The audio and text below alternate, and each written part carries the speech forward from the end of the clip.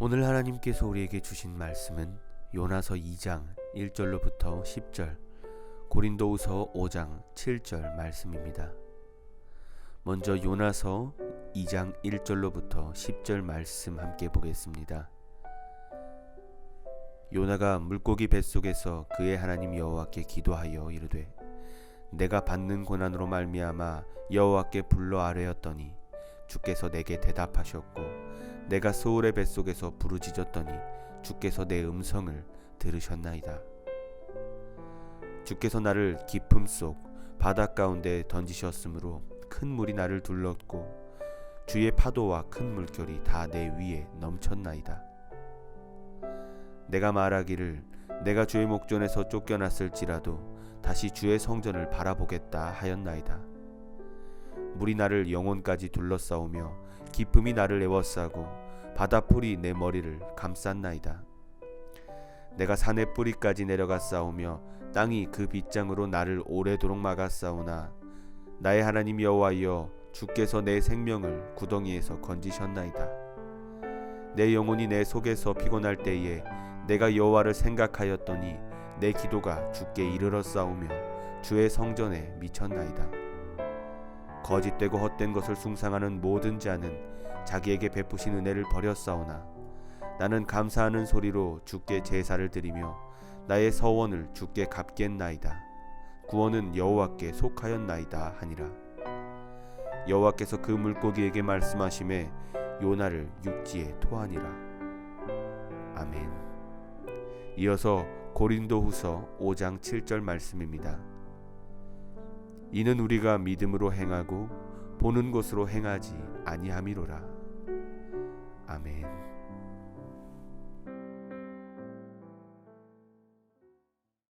할렐루야. 오늘 이 자리에 오신 여러분들 모두 진심으로 환영하고 축복합니다. 사실 니카라가 다시 기임을 해야 되는데 작년에 기임을 했어야 되는데 여러분들도 다들 아시다시피 코로나가 장기화가 되다 보니까 오랫동안 고국에서 지내왔습니다. 또 하나님께서 또 하나님의 은혜로 이번 주 목요일 날 출국을 합니다. 사실 원래 저희 가정이 다 같이 나가기로 했었는데 뉴스에서 나온 소식에 오미크론으로 여러 가지 이유로 저만 나가기로 결정을 했습니다. 여러분들께서 많은 기도 부탁드리겠습니다. 네. 오래간만에 말씀을 전하는 이 자리에서 여러분들 앞에 서니까 긴장이 많이 됩니다.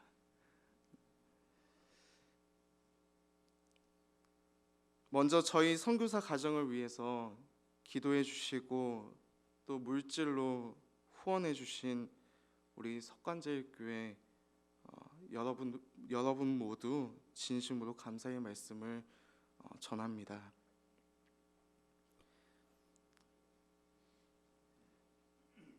작년에 제가 정연 허입을 해야 돼가지고 연애 참석차 귀국을 했는데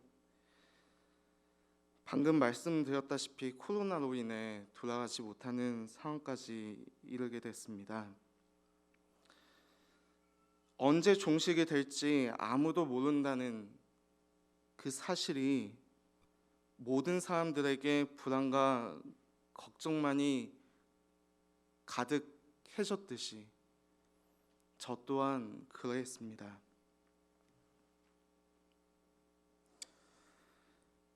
지금까지 경제적으로도 그렇고 생활하는 모든 면들이 이전보다는 어려워진 것 같습니다. 제가 한국에 온 지 1년하고도 8개월이 지났거든요. 어렵고 힘든 시기를 보내고 있지만 한국에서 지내면서 다시 선교지로 기임해야 한다는 생각에 열심히 준비를 해왔던 것 같습니다. 제과 제빵, 그리고 커피, 그리고 용접 기술들을 한국에 있는 동안 습득하게 되었고요.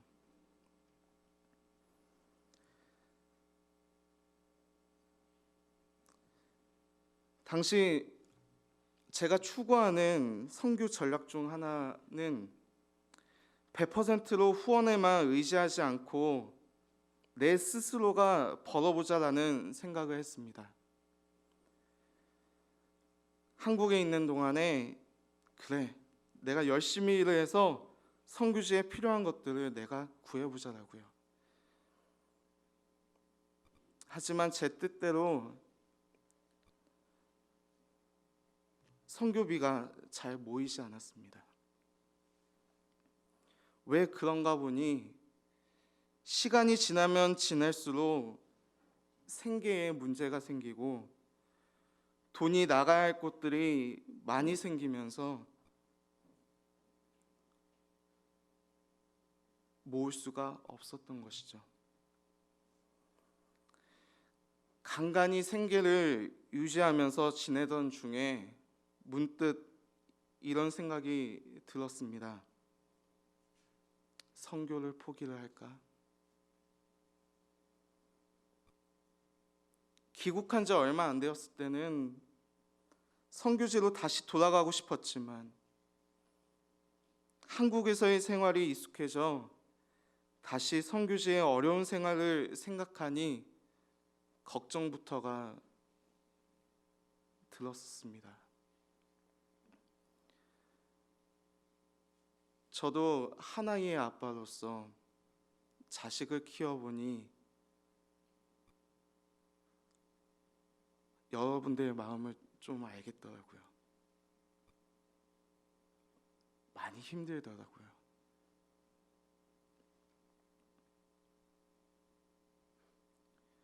물질도 물질이지만 마음도 힘들었습니다. 왜냐하면 가장으로서 이 아들과 아내에게 잘 해주지 못한다는 그런 자책이 저에게 있었으니까요.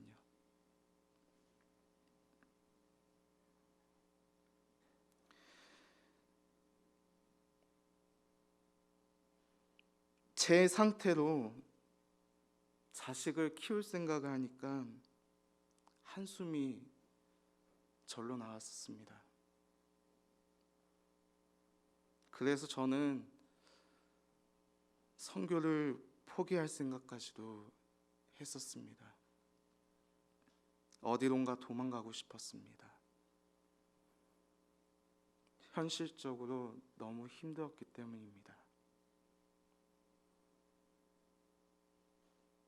오늘 본문도 현실만을 생각하다 하나님의 명령을 피해 도망간 사람이 있습니다. 바로 요나입니다.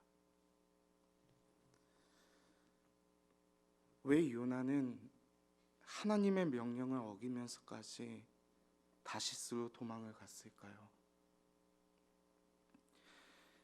요나는 이스라엘이 분단된 나라 중 북이스라엘의 선지자였습니다. 북이스라엘은 아수르의 많은 괴롭힘을 당한 나라입니다. 그래서 이스라엘 사람들은 아수르를 원수라 생각했기에 적대시하고 멸시했습니다. 우리도 옛날 일제 강점기에 민족적 감정이 남아 있어서 이후 해방이 되어서도 일본을 원수라 느껴졌듯이 이 이스라엘 민족에게도 그런 감정이 남아 있었을 것입니다. 그로 인해 니느웨로 가라는 하나님의 명령에 주변 사람들의 눈치를 봐야 하는 경우도 있었을 것입니다. 마침 니느웨로 가려는 순간 다시스로 가려는 배가 있으니 이 요나에게는 유혹이 생겼을 수도 있을 겁니다. 그러나 요나가 니느웨를 포기하고 다시스로 향하는 순간부터 고난에 부딪힙니다. 이런 어려운 상황에 처해진 요나도 두렵고 무서웠을 것입니다. 그 순간 이 모든 상황이 다 자기 때문이라는 것을 깨닫고 후회한 요나는 자기의 몸을 내던질 것을 결심을 합니다. 이것은 하나님의 명령을 어긴 요나의 회개의 모습이라고 말할 수 있습니다. 그러나 회개하는 요나를 보신 하나님은 큰 물고기를 보내 물에 빠진 요나를 구하시죠. 이것이 바로 우리를 향한 하나님의 구원의 모습이라고도 생각해 볼 수 있을 것입니다. 이 요나서의 핵심은 바로 구원에 대한 믿음입니다. 우리가 이 세상을 살아가면서 어려운 난제를 만났을 때 이 요나와 같이 그 순간을 피해보려 하는 유혹이 있을 수 있지 않겠습니까? 그것은 우리가 하나님을 바라보는 믿음의 눈이 어두워지고 내가 처한 상황만 생각했기 때문입니다. 말씀을 전하는 제 자신도 믿음의 눈이 어두워지고 여지껏 현실만을 바라보며 살아왔던 것 같습니다. 그렇다면 어떻게 어두워진 우리의 믿음의 눈을 밝히고 다시 하나님께 초점을 맞춰야 할까요? 답은 하나님의 은혜를 기억하는 것입니다. 오늘 본 요나서 2장에서는 물고기 뱃속에 있는 요나가 자신의 생명을 구하신 하나님께 감사의 기도를 드립니다. 우리가 주목해야 할 부분은 바로 요나서 2장 7절 말씀입니다. 내 목숨이 힘없이 가져갈 때에 내가 주님을 기억하였더니 나의 기도가 주께 이르렀으며 주님 계신 성전에까지 이르렀습니다. 아멘. 요나는 과거 자신이 살아왔던 날들을 떠올리며 과거의 일들 모두 하나님의 은혜였다는 것을 생각했을 것입니다. 우리도 지난 날을 떠올리면 모든 것이 다 하나님의 은혜라 생각되어집니다. 선교를 포기하려고 했던 제 자신도 하나님께서 행하신 일들을 기억해 보니 그것이 다 주의 은혜였다는 것을 깨달았습니다. 선교사로 파송받기 전부터 여러분들을 만날 수 있었던 그 하나님의 은혜, 선교지에서 무엇을 먹을까, 무엇을 입을까 걱정하지 않을 정도로 풍족히 채워주셨던 그 은혜, 사람을 만날 수 있었던 은혜, 그리고 선교사로 파송받아 과테말라에서 있었던 그 사건들,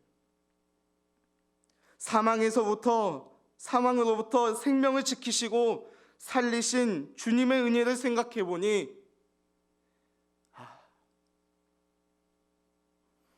제가 이대로 선교를 포기하면 안 되겠다 라고 회심하게 됐습니다.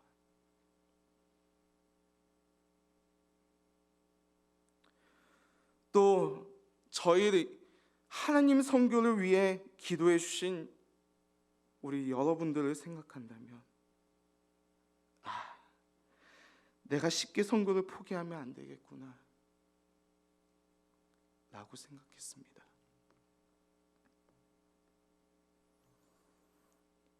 이렇게 주님의 은혜를 기억하면 어두워졌던 우리의 믿음의 눈이 띄어질 것입니다. 다시 하나님께 초점을 맞출 수 있습니다. 아직도 현실의 눈으로 세상을 바라보고 계신 성도님들이 계신다면 주님의 은혜를 기억하여 다시 주님께로 돌아오시길 주님의 이름으로 간곡히 부탁드립니다. 세상의 모든 일들을 그대로 받아들이지 말고 믿음의 눈을 들어 하나님의 구원의 역사도 바라보시길 바랍니다. 감리교 창시자 존 웨슬리의 설교에 이런 이야기를 합니다. 여러분의 눈 속에 언제나 영원을 담으십시오.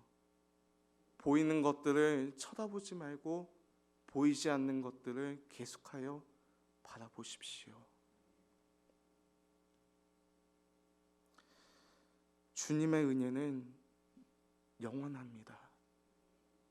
주님의 은혜는 우리의 믿음의 눈을 밝히는 빛입니다. 신약의 사도 바울도 이렇게 말합니다. 고린도후서 5장 7절 말씀에 보이는 대로 행하지 말고 믿음대로 행하라. 이 세상을 현실적으로 바라보며 살아가는 것 매우 중요하죠. 중요합니다. 하지만 세상에는 믿음의 눈을 흐리게 하는 유혹들이 있습니다. 우리의 모습이 다 다르듯이 우리에게 찾아오는 유혹도 다릅니다. 우리가 그 유혹들을 떨쳐내기 위해서는 하나님의 은혜를 기억해야 할 줄로 믿습니다.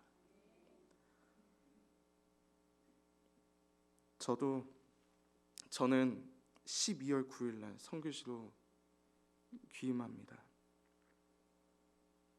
이 요나처럼 선교지로 향하는 것이 너무나 두렵습니다. 그리고 떨립니다. 반면 하나님의 기적의 은혜를 생각하면 설레이기도 합니다. 어떻게 하나님께서 나를 통해 일을 하실까? 라고 기대를 합니다. 하나님의 놀라우신 은혜와 섭리를 바라보며 이 말씀을 통해서 믿음을 가지고 하나님께서 행하실 기적을 기대하길 기원합니다.